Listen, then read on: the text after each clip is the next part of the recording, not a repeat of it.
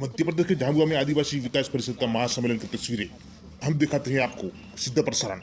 देखिए हमारा खास रिपोर्ट।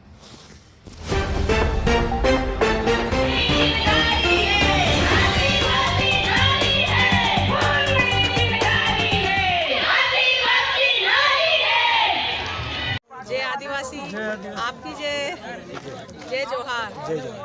मैं भारतवर्ष के सभी आदिवासियों की तरफ से आप सभी का बहुत अभिनंदन करना चाहूँगी और बताना चाहूँगी कि झाबुआ में पिलीडोज में जो आदिवासी एकता परिषद द्वारा सांस्कृतिक कार्यक्रम जो हो रहा है वो देश भर के आदिवासियों की संस्कृति, एकता, उनके साहित्य, उनकी वैचारिक गतिविधियों से रूबरू करवाने के लिए देश भर के अन्य समाजों को भी और राष्ट्रीय स्तर पर एक संदेश देने के लिए कि हम आदिवासी पूरे भारतवर्ष में बसे हुए हैं और हमारी जो संस्कृति है, हमारी जो सभ्यता है, हमारी जो रूढ़ियाँ हैं, हमारी जो परंपराएं हैं वो कितनी अनमोल है, कितनी पूरे जल जंगल जमीन को बचाए हुए हैं। हमारे पुरखों ने इस जल जंगल जमीन के लिए बहुत युद्ध किए हैं, बहुत संघर्ष किए हैं और बहुत बड़े बड़े बलिदान भी दिए हैं। जैसे राजस्थान का मानगढ़ बलिदान आप लोगों को पता होगा कि वहाँ हजारों की संख्या में आदिवासियों को मारा गया था ब्रिटिश हुकूमत के द्वारा और वहाँ जो महारावल थे उनके कारिंदों के द्वारा, लेकिन वहाँ 1500 की संख्या शिलालेखों पर अंकित की गई है। इसके बाद डुम्बारी पहाड़ का भी उदाहरण दे सकते हैं जो 9 जनवरी को हुआ था, वहाँ भी हजारों की संख्या में आदिवासियों को मारा गया। सबसे पहले आदिवासियों ने ही ब्रिटिश हुकूमत या फिर जो भी विदेशी आक्रांता आए, आक्रमणकारी आए, उन सब का विरोध किया और संघर्ष किए और कभी भी उनकी गुलामी स्वीकार नहीं की। इसीलिए पूरे भारतवर्ष में आदिवासियों ने सबसे ज़्यादा संघर्ष किए हैं और वो आज़ादी से पहले नहीं, आज़ादी के बाद भी आज भी संघर्ष कर रहे हैं। हम जैसे उदाहरण ले सकते हैं नर्मदा का जो स्टेचू बना है सरदार सरोवर डैम के ऊपर, सरदार पटेल का जो स्टैचू बना है, ऐसे तो हमारे प्रधान सेवक कहते हैं कि चाइनीज़ चीज़ों को नहीं खरीदना चाहिए जो 10, 20, 50, 100, 1000 रुपये में आती है, उन चीज़ों का बहिष्कार आप लोगों से करवाते हैं। लेकिन जब 3000 करोड़ रुपए की वो मूर्ति वहाँ स्थापित करते हैं और हम आदिवासियों के गाँवों को विस्थापित करके आदिवासियों को मार धार करके उनको कई तरह के अपराधों में फंसा के उनकी हत्याएँ करवा के और उनको घर से बेघर करवा के, तो ये कैसा भारत है, ये कैसी आज़ादी है। इसीलिए मैं बता रही हूँ कि आज़ादी से पहले भी आदिवासियों ने बहुत संघर्ष किया और आज़ादी के बाद आज देश को लोकतंत्र स्थापित हुए 73-74 साल हो गए हैं, लेकिन आदिवासियों के संघर्ष अभी खत्म होने का नाम नहीं है। हम आदिवासी भारत में नहीं पूरे संसार भर में बसे हुए हैं। संसार के 195 देशों में 90 देशों में हम आदिवासी रहते हैं और हमारी जो आबादी है वो 37 करोड़ है। 37 करोड़ आबादी की 5000 समाज है, समुदाय है और इनकी 7000 मातृभाषाएं हैं, मदर टंग। यानी संसार का कोई भी साहित्य इतना विस्तृत नहीं है जितना आदिवासियों का। लेकिन फिर भी मुख्य धारा के जो सभ्य संप्रांत लोग हैं वो कहते हैं आदिवासी अनपढ़ है, गंवार है, जाहिल है, असाक्षर है, उनको कुछ आता नहीं है। लेकिन मैं कहना चाहूँगी आदिवासियों से बड़ा कोई ज्ञानी नहीं है जो जल जंगल जमीन और प्रकृति को बचाए हुए, जीव जंतुओं को बचाए हुए आज हम ताज़ी हवा में खुले सांस ले रहे हैं। शहरों और महानगरों में देखिए कोरोना की मार से कैसे लोग तड़प रहे हैं, कैसे वो संक्रमित होकर 1 साल से कीड़े मकोड़ों की तरह मर रहे हैं और आज बर्ड फ्लू भी वहाँ फैल चुका है जबकि ग्रामीण क्षेत्रों में कहीं भी नहीं है। तो सोचिए किसका मानसिक विकास हुआ, आदिवासियों का हुआ है या मुख्यधारा का हुआ है। जो बीमारियों को लेके बैठे हैं, बीमारियां लाने वाले भी वही लोग हैं। विदेशों में रहने वाले लोग बीमारियां लाए हैं यहाँ पे और यहाँ की जो कर्मठ कौम थी, जो देश को खड़ा किए हुई थी, जो रीढ़ थी, जो मजदूर थे, जो किसान थे और जो कठिन परिश्रम कर रहे थे देश को खड़ा करने के लिए, उन्हीं की रीढ़ को तोड़ा गया, उन्हीं को बेरोजगार, उन्हीं को वहाँ से विस्थापित किया गया। महानगरों से आप लोगों ने देखा होगा करोड़ों की संख्या में लोगों को निकाला गया उनके रोजगार संस्थानों से, औद्योगिक संस्थानों से और जो घरेलू सेवाओं में रखे हुए थे उन सबको निकाला। और कैसे सरकार ने भी उनकी उपेक्षा की, उनका तिरस्कार किया, उनको कोई साधन, कोई सुविधाएं मुहैया नहीं कहे। ऐसे तो हम की जनता के सेवक है, जनता की सेवा करने आएगा, माँ गंगा ने हमें बुलाया, तो वो गंगा के बेटे कहाँ गए।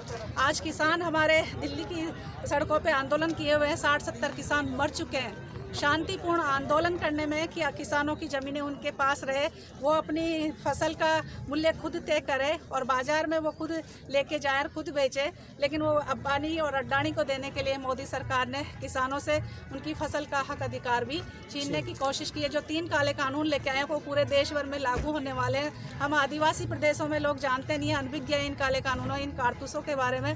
लेकिन वो शहरी परिवेश में रह रहे हैं, उनको पता है कि आने वाले समय में उनकी ज़मीनों की कोई वैल्यू नहीं जाएगी, क्योंकि वो प्राइवेट निजी हाथों में चली जाएगी। वो जो मालिक जो कहेगा वही उगाना पड़ेगा, और मालिक नहीं खरीदेगा तो आप वहीं पर बर्बाद हो जाओगे। आपके अन्न भंडारों को वहाँ गोदामों में, अडानी के गोदामों में भर दिया जाएगा, और वो विदेशों में सप्लाई होगा, वो हज़ारों की कीमत में किलो के भाव से वहाँ बेचेंगे, और आपको भूखे तरसाएंगे कि अनाज पैदा हुआ ही नहीं तो क्या खाओगे।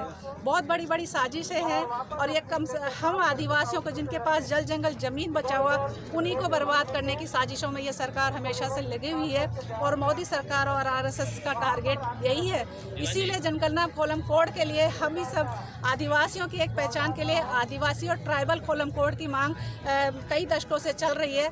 आदिवासी इंडिजीनियस धर्म समन्वय समिति के अध्यक्ष लालू भाई वसावा जी जो गुजरात से है, मैं उसकी मेंबर हूँ, मैं राजस्थान से हूँ, दिल्ली में रहती हूँ, लेकिन हम लोग सब जुड़े हुए हैं और इन साजिशों को जान रहे हैं। तो हम सभी भाई बहनों को संदेश देना चाहेंगे कि आदिवासी जनगणना कोलम कोड, यानी आपके पास सरकारी आंकड़ों में जनगणना करने वाले आए तो आप अपना आदिवासी कोड लिखवाएं उसमें, आदिवासी या ट्राइबल, क्योंकि आपको जो हक अधिकार जमीनों के मिले हुए, खेती करने के मिले हुए, शिक्षा में जो मिले हुए, राजनीति में जो मिले हैं, रोजगार में जो मिले हुए, वो आदिवासी होने की वजह से ही है, ना कि कोई हिंदू या किसी और धर्म में होने से।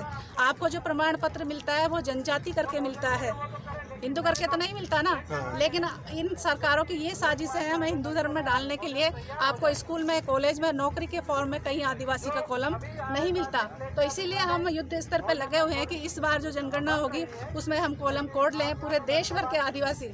हम भारतवर्ष में, जैसे मैंने बताया, संसार में 37 करोड़ आदिवासी है, तो भारत में सबसे ज़्यादा संख्या वाले आदिवासी है। सबसे ज़्यादा संख्या आदिवासियों की भारत में है, और उनकी संख्या है 12 करोड़। और ये 2011 की जनगणना के अनुसार, यानी 10 साल पहले की जनगणना है। अभी जो करंट जो संभावना व्यक्त की गई वो 15 और 20 करोड़ के आसपास है, यानी हिंदू और मुस्लिम के बाद तीसरी बड़ी हम आदिवासियों की है।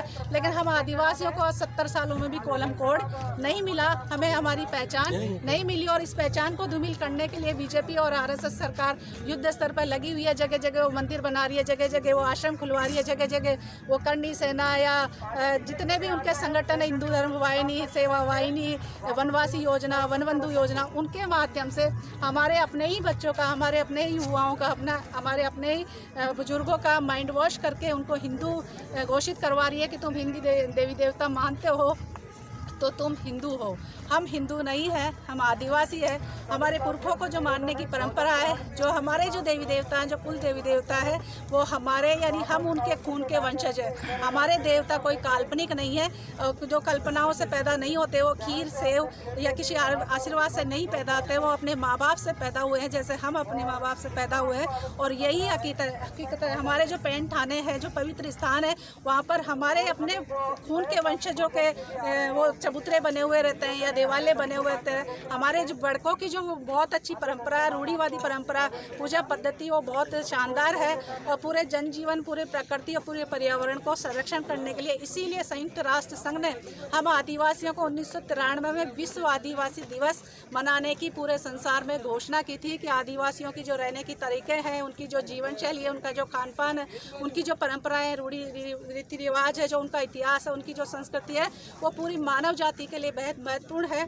और इस महत्वपूर्ण धरोहर को उनकी मातृभाषाओं में सहेजना चाहिए, जो अन्य भाषा उनकी सहायक है उसमें सहेजना चाहिए, और पूरे संसार में इन चीज़ों को अपनाना चाहिए। देखिए 1993 में संयुक्त राष्ट्र संघ ने कहा था, फिर उसके बाद विश्व आदिवासी अधिकार दिवस की भी घोषणा इसीलिए की गई थी कि आदिवासियों के अधिकारों की रक्षा, उनकी संस्कृति की, उनकी रूढ़ियों की, उनके परंपराओं की, उनके रीति रिवाजों की। लेकिन हमारी सरकारें इन चीज़ों को से हमें बिल्कुल बेदखल रखती है, या इन चीज़ों से हमारा अस्तित्व बिल्कुल मिटाकर रखना चाहती है। इसीलिए वो जगह जगह आपको हनुमान के मंदिर मिलेंगे, शबरी के मंदिर मिलेंगे। हनुमान में कितनी ताकत थी, वो उन दोनों, मतलब वो दिव्यांग नहीं थे, वो दोनों राम और लक्ष्मण दिव्यांग नहीं थे, लेकिन वो दोनों कंधे पे बैठ के गए, सारा काम कंधों पे बैठ के किया। फिर भी वो पुरुषोत्तम वो कहलाते हैं। पत्नी की अग्नि परीक्षा उन लोगों ने ली, फिर भी वो उसको घर पे बाहर निकाल के भी वो पुरुषोत्तम कहलाते हैं। आपके समाज के मुख्य लालू भाई वसावा, राष्ट्रीय आदिवासी इंडियन धर्म समन्वय समिति, न्यू दिल्ली, अध्यक्ष। आप सर जी अभी जो चल रहा है द्रव कोड लेके, तो इसके बारे में आप क्या बोलोगे? मैं सारा भारत देश के आदिवासियों में ये बोलना चाहता हूँ कि 2021 की जो जनगणना होना वाली है, उसमें आदिवासी अपना धर्म आदिवासी लिखे।